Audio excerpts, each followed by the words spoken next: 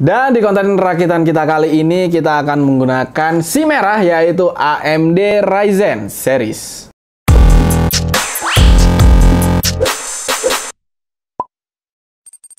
Hai, welcome back to One IT Solution. Bersama saya Bayu dan kita kembali di konten rakitan nih ya. Kita ngerakit PC yang harganya mungkin cukup fantastis. Nggak terlalu fantastis, tapi fantastis. Yeah.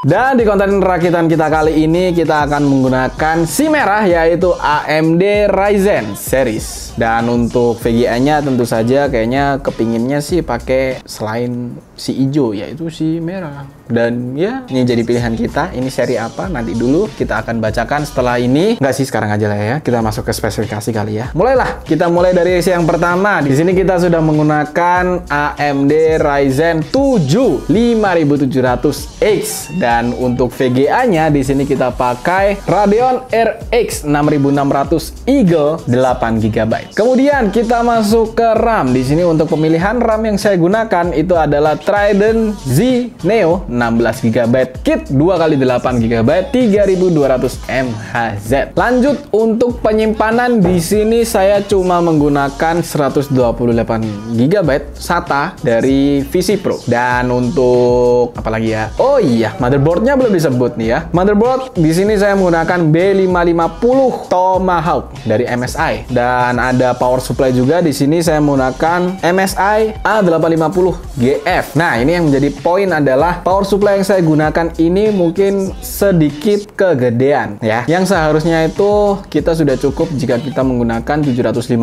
Tapi di sini saya malah menggunakan MSI 850 yang mana ini juga sudah 80 plus gold. Why?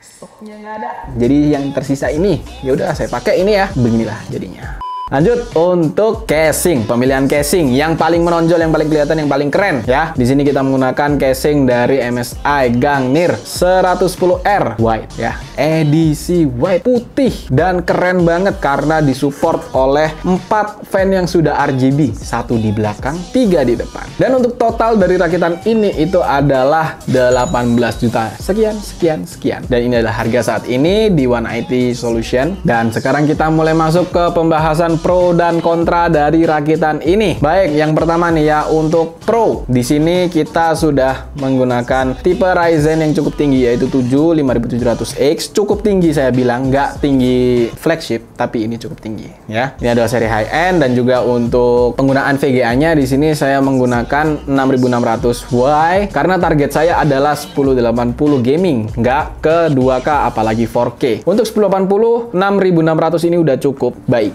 Dan untuk pemilihan motherboard di sini saya menggunakan seri yang menengah ke atas, yaitu B550 Tomahawk. Kenapa? Supaya saya nggak perlu upgrade lagi ke depannya jika saya mau menambahkan komponen-komponen lain atau merubah ya. Ini sudah aman selama kalian nggak ganti prosesor ke Intel aja sih, it's fine. Terus itu udah cukup. Secara estetika juga udah keren. Ini warna putih. Nah, kita masuk ke kontra. Yang menjadi masalah dari PC rakitan ini adalah kurangnya penyimpanan. Ya, itu sih kelihatan banget karena di sini saya hanya menggunakan 128GB. Kalau mau tinggal kalian tambahkan hard disk atau mungkin SSD, terserah kalian, dan terserah juga mau 500, 1 tera, 2 atau 4 tera bebas. Ya, itu aja kekurangannya dari segi penyimpanan. Kemudian untuk pemilihan CPU cooler, di sini saya hanya menggunakan CPU cooler bawaan dari AMD Ryzen ini sendiri ya, ini bisa dilihat. Tapi di sini untuk cara estetika udah cukup baik sih, udah lumayan bagus lah karena CPU fan bawaannya sendiri ini sudah ada RGB-nya dengan warna yang illuminate, halus perubahannya, dan ya seperti inilah intinya ya. Kekurangannya mungkin ya secara estetika yang lebih itu mungkin kurang, dan sistem pendinginnya juga ya basic ya, nggak yang wow banget dibandingkan dengan kalian menggunakan liquid cooler atau water cooling system ya. Terus kekurangannya lagi adalah mungkin di pemilihan casing. Mungkin bukan lebih kekurangan sih, tapi lebih ke preference saja dari teman-teman. Jika kalian memang mencari estetika, ini udah keren banget menurut saya ya, karena warnanya sudah putih, full putih untuk casingnya ya. Dalamannya sih nggak full putih, tapi secara casingnya ini sudah full putih, dan juga harganya itu jelas lebih tinggi dibandingkan dengan yang biasa. Jadi untuk memangkas budget buat teman-teman yang mungkin lebih prefer ke price to performance, mungkin kalian bisa mengganti di casingnya doang. Selama casing kalian nggak kekecilan, it's fine, karena fan yang digunakan di sini juga sudah triple fan ya, itu yang perlu kalian catat. Secara keseluruhan kayaknya udah itu aja sih. Kalian kalau mau meracik, merubah-rubah sedikit, it's fine, karena RAM juga sudah bagus, kemudian prosesor bagus, VGA bagus. Jadi ini sudah cukup mencakup dari segala hal yang kalian butuhkan. Dan sekarang kita kayaknya langsung masuk aja ke pengujiannya. Kira-kira gimana sih performanya kalau kita uji di game-game AAA? Tapi sebelum masuk ke game AAA, kita ada pengujiannya yang sebelumnya, yaitu adalah pengujian pada Cinebench R23. Pada Cinebench R23 ini kita bisa lihat, kita akan mulai seperti biasa dari rendering yang multicore. Untuk yang multicore ini kita bisa mendapatkan skor 12.765,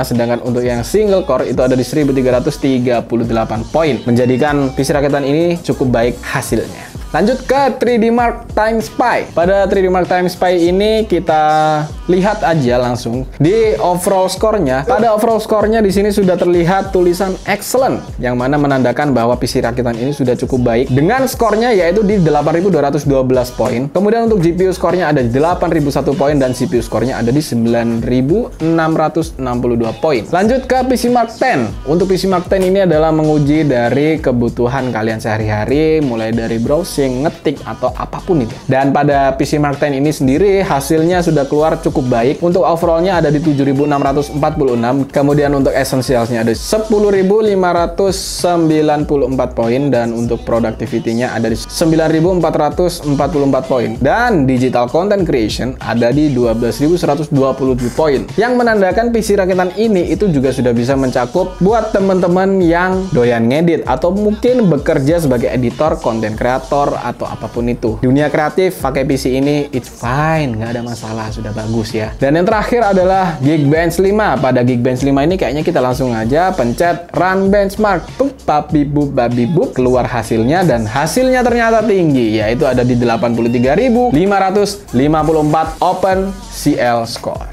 Baik, itu adalah pengujian yang sudah kita lakukan, dan kita langsung masuk aja ke pengujian inti kita, yaitu pada game. Dan semua game yang kita gunakan ini targetnya adalah ke game AAA, karena untuk game-game e-sport ini harusnya sudah aman-aman banget sih. Jadi kita lihat aja langsung. Untuk game AAA yang pertama kita gunakan adalah Doom Eternal. Pada game Doom Eternal ini kita menggunakan preset Ultra Nightmare, mentok nih ya. Dan juga untuk resolusi semua game saya gunakan yang 1080. Di sini kita langsung masuk aja ke gamenya, dan di sini bisa kita lihat FPS-nya sih naik turun cepat ya, karena ini adalah hasil dari Doom-nya langsung. Tapi di sini bisa kita perhatikan angka yang sering keluar adalah 160 dan juga 170-an. Jadi ini ya masih di atas 100, udah enak banget sih ya. Dan di sini nggak kerasa stuttering atau berat atau gimana. Ini it's fine, it's good. Ini enak banget. Dan kita lanjut aja ke game AAA yang berikutnya, yaitu adalah Shadow of the Tomb Raider. Dan pada Shadow of the Tomb Raider ini kita menggunakan preset highest, paling tinggi. Dan kita langsung masuk ke run benchmark, dan hasilnya sudah keluar di sini. Untuk average FPS-nya ada di 112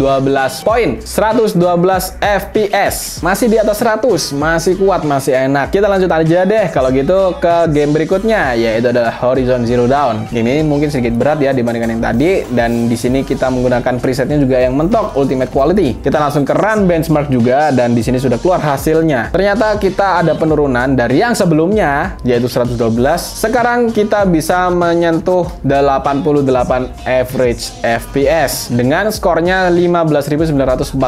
Tetapi ini masih fine karena masih di atas 60, bahkan lumayan jauh gapnya dari 60 ke 80. It's fine, masih enak. Lanjut aja deh kalau gitu ke God of War. Di game God of War ini kita pakai settingan yang ultra, dan bener aja ternyata kerasa ada sedikit penurunan FPS, sedikit berat karena ini kita ada di 50-60an FPS. Tapi kalau kalian perhatikan tadi kita sempat menyentuh angka 40-an FPS. Tapi di sini angka yang lebih banyak keluar adalah 55-60an FPS. Jadi untuk God of War ini masih bagus. Mungkin presetnya aja yang dikurangin ke high atau ke medium. Nah, Nah, lanjut nih ya ke game yang terakhir yaitu The Medium. Untuk game The Medium ini kita juga pakai preset mentok yaitu High, dan untuk pengujiannya di sini kita akan masuk ke scene di mana di sini akan ke split screen dan merender dua dunia yang berbeda. Untuk FPS-nya ternyata kita masih bisa menyentuh 50-70-an FPS, yang mana ini juga masih enak banget buat dimainin. Mungkin kalau mau stabil di atas 60, kalian cukup turunkan presetnya ke medium. Harusnya itu cukup. Nah, itu adalah pengujian-pengujian yang sudah kita lakukan. Di sini ada bumbu-bumbu rahasia ya. Ada rahasia yang saya gunakan pada rakitan ini sehingga bisa mendapatkan performa yang baik. Nah, apa tuh? Yaitu adalah dengan memanfaatkan Smart Access Memory atau SAM. Ini adalah teknologi yang dikembangkan oleh AMD yang sudah diimplementasikan di RX 6000 series. Nah, untuk nyetingnya sendiri itu gampang. Kalian cukup ke BIOS, kemudian masuk ke Advanced Setting, kalian nyalakan Above 4G Decoding dan juga Resize Bar Support. Nah, buat teman-teman yang belum tahu juga apa sih Smart Access Memory itu. Jadi Smart Access Memory itu adalah fitur yang menambahkan tenaga pada CPU dengan mengakses langsung ke memori yang ada pada GPU sehingga kalian bisa mendapatkan FPS yang lebih baik. Untuk kata baiknya ini sendiri itu mungkin nggak angka yang jauh banget, tapi ini kerasa banget. Jadi ini better dinyalakan, jadi untuk performa gaming kalian akan lebih maksimal lagi. Mungkin nggak sampai yang naiknya 20 FPS, nggak sampai, tapi at least ada peningkatan dibandingkan dengan kalian yang tidak mengaktifkan fitur tersebut. Tapi jika kalian mungkin lebih fokus ke editing atau nggak terlalu banyak main game dan nggak terlalu peduli juga, ya mungkin nggak harus dinyalakan ya. Tapi buat kalian yang gamers banget nih ya, itu mungkin kalian perlu menyalakan fitur tersebut. Jadi buat teman-teman, jika kalian juga sudah menggunakan RX 6000 series tapi belum dinyalakan nih fitur SAM-nya, nyalain aja, nggak masalah, it's fine. Karena FPS kalian akan meningkat dari yang sebelumnya. Jadi itu adalah pengujian kita pada PC rakitan kita kali ini, PC seharga 18 jutaan ini. Gimana menurut kalian, worth it atau enggaknya? Kalian bisa tulis di kolom komentar. Dan terima kasih juga buat teman-teman yang sudah nonton video ini hingga akhir. Jangan lupa untuk klik tombol subscribe dan bunyikan loncengnya supaya kalian gak ketinggalan video-video terbaru dari kami. Dan jika kalian tertarik untuk membeli rakitan seperti ini, kalian bisa langsung kunjungi aja link yang ada di kolom deskripsi di bawah ini. Sekali lagi terima kasih, mohon maaf bila saya ada salah kata. Saya Bayu pamit undur diri, and peace out.